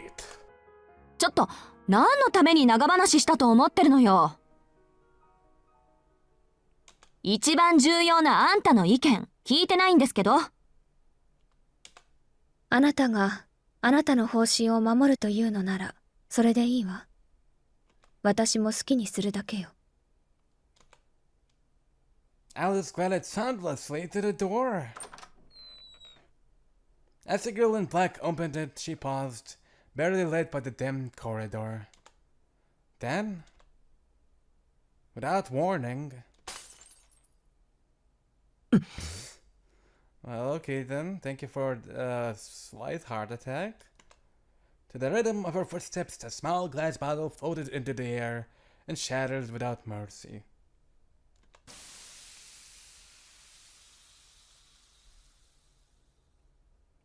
あの時こうしておけばよかった。 Okay.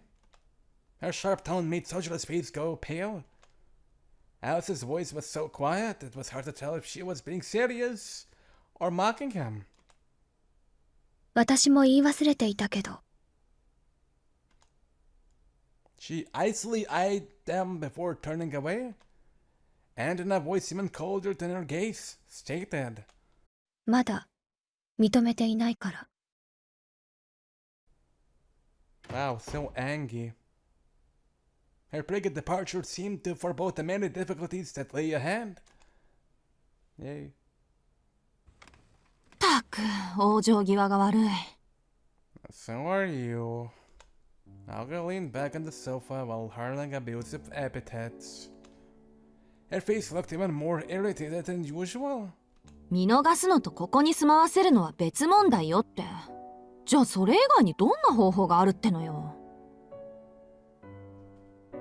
譲る気もなさそうだし、この分じゃ実力行使に出るかもね、あの子。Soujuurou threw a wary glance at Aoko while she grumbled. He wondered what Alice's show of defiance meant, shattering the glass bottle like she did. 宗十郎には記憶をなくしてもらうってことで話はつけたけど、心の底から納得してないってことでしょ。アリスにしちゃ珍しく他人を意識してたけど、やっぱりここに住まわせるとなると難しいみたい。寝てる分には良かったけど、起きてるあんたを見たらこうえも言わぬ刺激心を刺激されたとかさ。気をつけてね、宗十郎。あの子あんたを殺しに来るかもしれないから。If anything, Aoko's warning was an indication that persuading Alice had hit a dead end. なんか状況はあの夜からあまり変わってないようだね、青崎。She shot him an unconcerned look in reply. そうじゃないぞ。青崎の次はあの子がやる気満々じゃないか。さっきみたいな目にあったら逃げることもできない。こういうの生殺しって言うんじゃないか。そうならないように努力するのね。アリスの理由は遊園地の時ほど切迫したものじゃないから、そのうち諦めてくれるとは思うんだけど。青崎の時とは違うアリスの理由？ええ。遊園地の時は秘密厳守のためだったけど、それは一応解決してる。あんたが底抜けに律儀なやつだってのはアリスだってもう分かってるし。なんで秘密厳守云々であそこまで反対する理由はないの。あの子は単にね、ここに住んでほしくないだけなのよ。それだけでアリスはあんたを殺したがってる。She said no, so matter-of-factly, her eyes cold and serious. Sojiro had hoped for a trace of deceit or exaggeration, but alas. 確かにあの子はそんな素振りだったけど、変だね。それならもっと他の手段を取ればいいのに。Perhaps feeling guilty about putting Alice out, Sojiro looked uncharacteristically concerned. Aoko immediately knew what his words really meant. 例えば、記憶を消す魔術が見つかるまで、さっきの小瓶の中に閉じ込めておくとか？ No. The apathy in her voice until now was gone. Sojiro answered with a simple nod. In truth, it was undoubtedly the easiest solution for all parties concerned. However, 宗十郎、私、約束は破らないの。覚えておいて。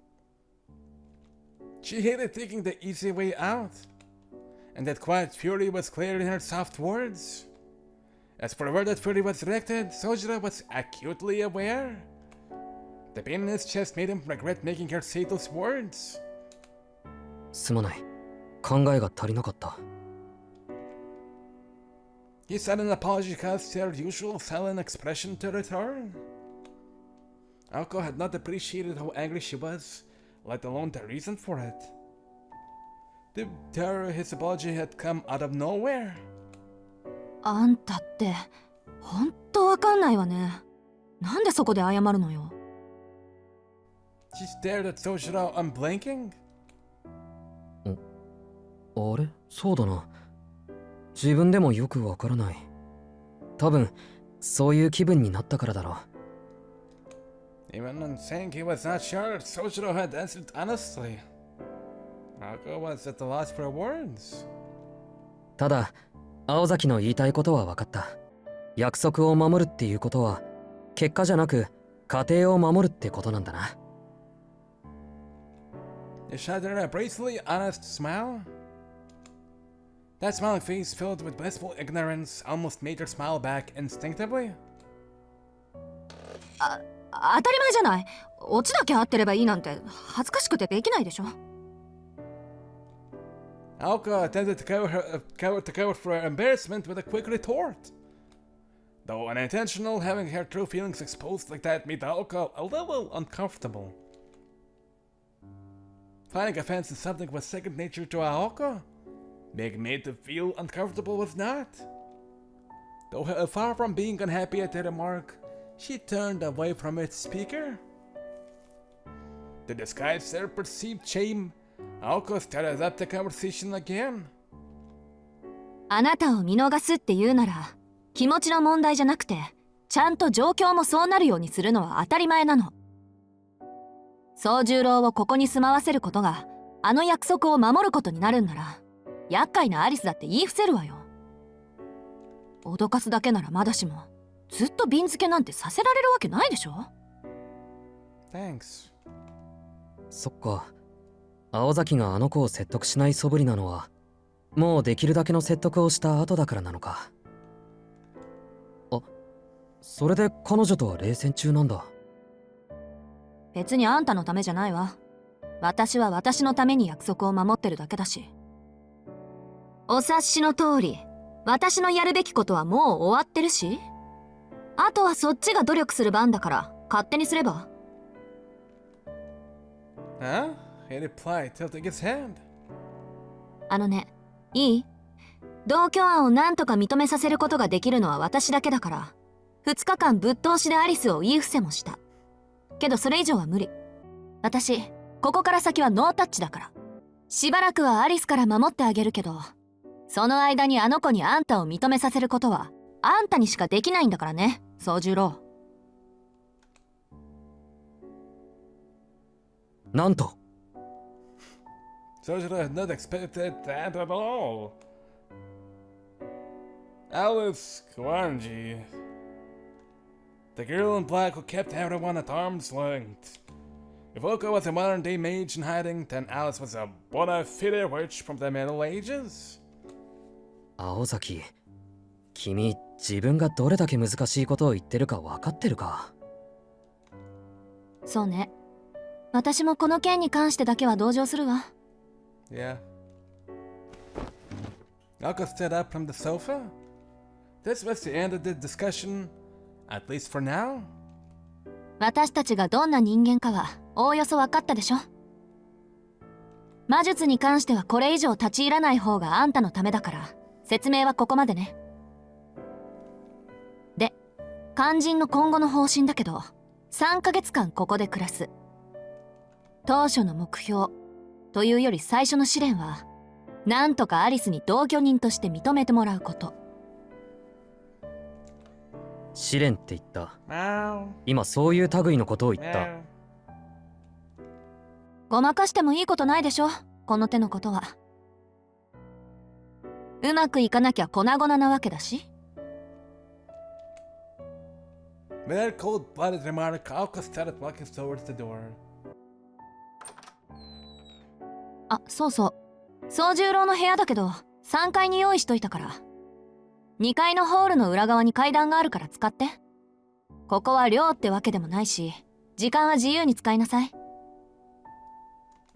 ただし、西館にだけは入らないようにね。東館は私が借りてるから比較的安全だけど、それでも歩き回らない方が無難だわ。There's best again. 基本安全なのは、あんたの部屋とここだけよ。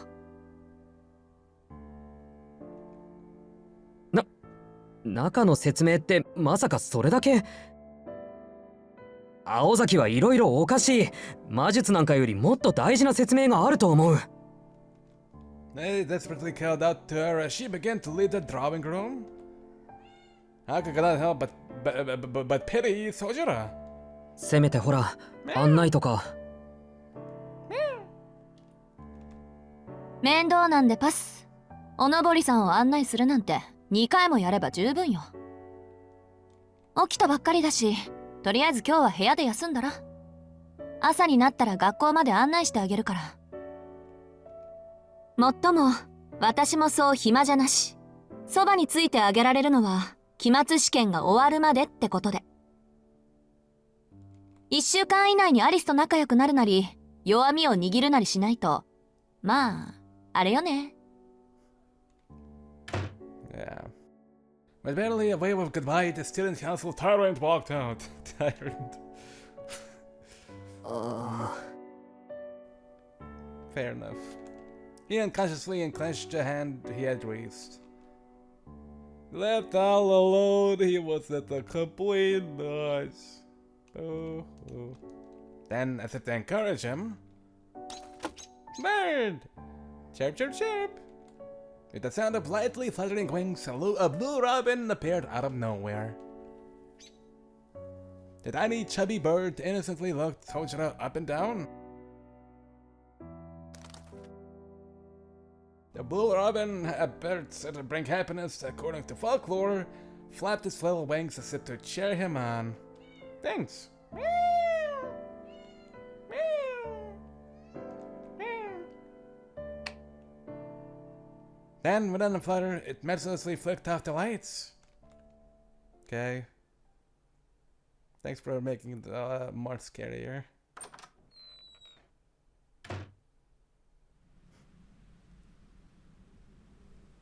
Leaving Soujuurou alone in the drawing room, Aoko returned to her bedroom.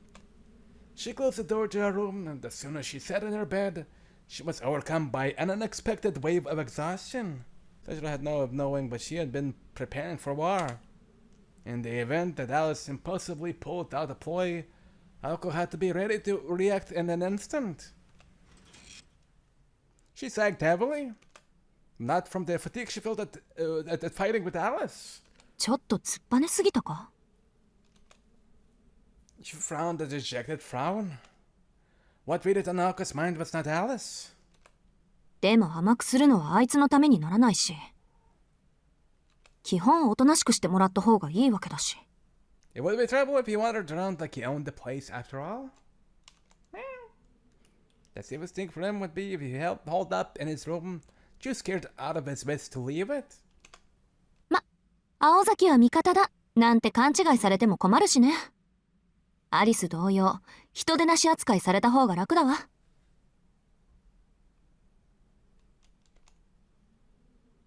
She nodded to herself, agreeing with her take on the situation. For the most part, it was a sound plan. If there were a problem, it would be this.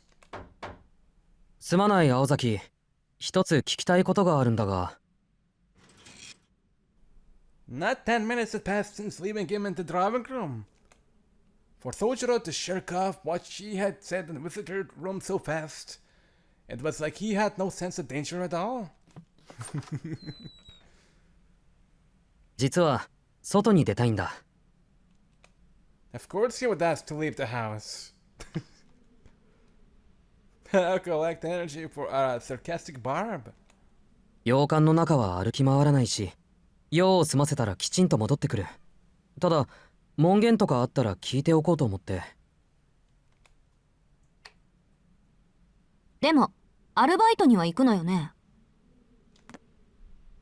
How did you know? Soujuurou exclaimed in surprise. When it was Aoko who desired to display her shock at him. まあいいわ。基本、午後10時まで。その時間には必ず屋敷にいること。その後は夜勤に出かけるなり、庭でバーベキューするなり、何でも好きにしていい。それと、玄関に鍵はかかってないから。気のせいじゃなければだけど。青崎、すごく怒ってないか？あんた相手に気を使った自分に呆れ果ててるだけよ。外に出るのはいいけど、その前にこの錠剤飲んで。ん？ Soujuurou took the purple pill from their outstretched hand and dubiously put it in his mouth. He thought to himself that it must have been some kind of medicine. それじゃあ行ってくる。いろいろありがとう、青崎。Is it a poison pill?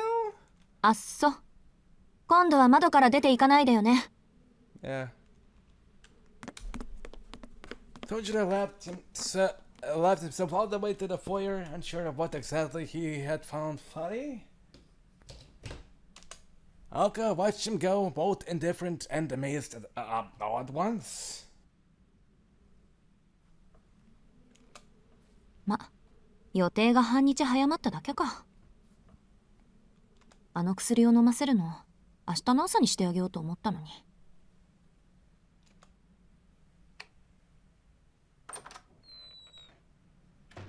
She huffled, ruffling her hair in exasperation and returning to her room. Discerning what made Soujuurou tick was a waste of brain matter. In all likeliness, he was more concerned about missing 2 days of work than his own well-being after being bedridden for 2 days. No, seriously, is this a poison? I kind of forgot. I think it's gotta be mentioned. A little bit later in the series.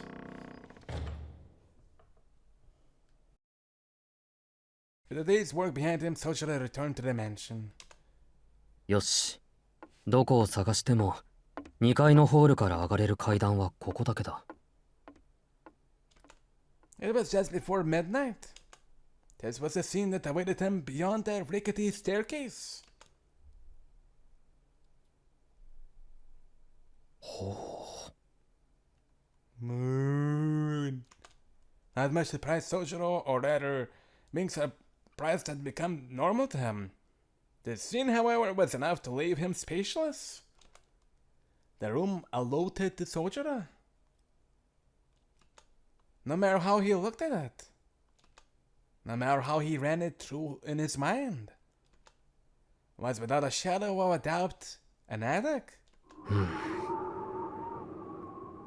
Cold.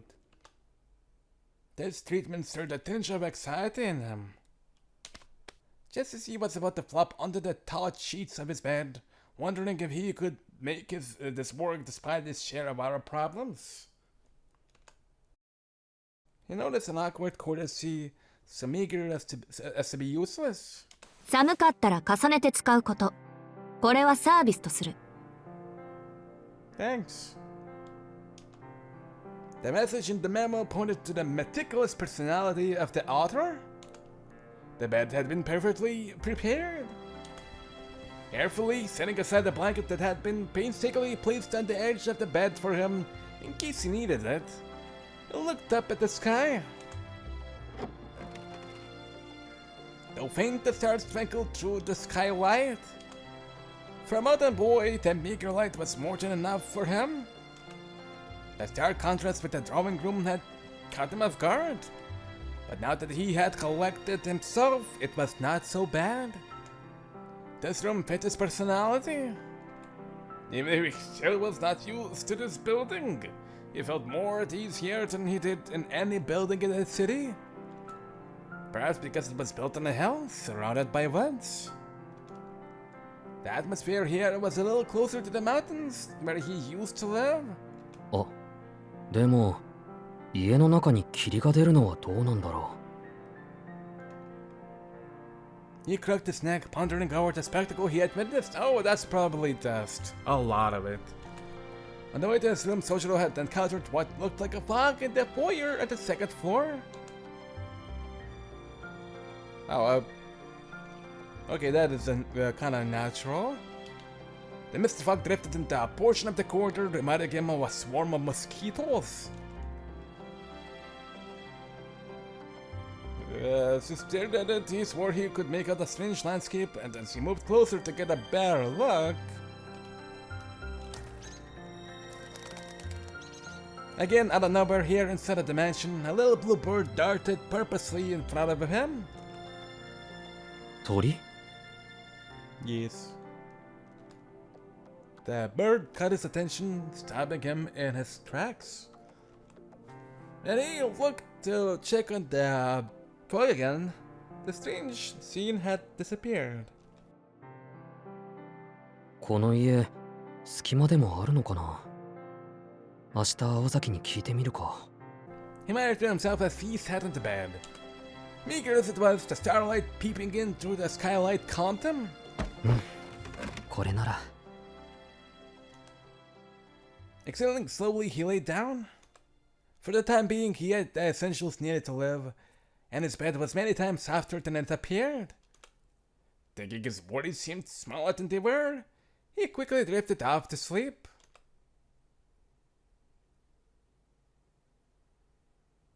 That was the story of from when he opened his eyes to when he fell asleep.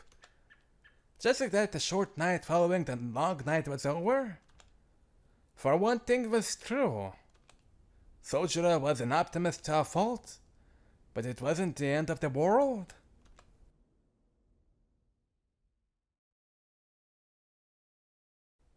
Now, let us rewind 5 hours prior to the glutton for punishment. Oh, phone's back on. The glutton for punishment going to bed. Yeah?